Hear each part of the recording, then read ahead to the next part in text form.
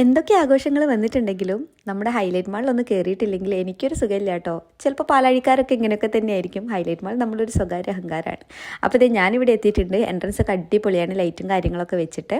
ഉള്ളിലോട്ട് കയറിയപ്പം അവിടെ പരിപാടി നടക്കുന്നുണ്ട് കേട്ടോ. 1-1-3 ടീമാണ് വന്നത്. അടിപൊളി പരിപാടിയായിരുന്നു.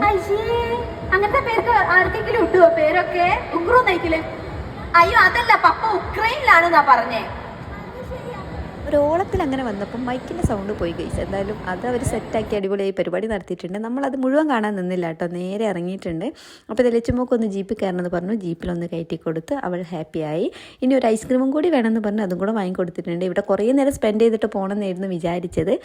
പക്ഷേ അത് നടന്നില്ല. കാരണം ഒരു കസ്റ്റമർ വെയിറ്റ് ചെയ്യുന്നുണ്ട് ബ്ലൗസിൻ്റെ പീസുമായിട്ട്. ബ്രൈഡൽ ബ്ലൗസ് ചെയ്യാനുള്ളതാണ് കേട്ടോ. അപ്പം അവരെടുത്ത് പോയി 8 മണി കറക്റ്റിന് അവർ അവിടുന്ന് പോകുമെന്ന് പറഞ്ഞു കേട്ടോ. അപ്പം എങ്ങനെയൊക്കെ അവിടെ എത്തി, കാരണം അത്രയും ബ്ലോക്ക് ആയിരുന്നു.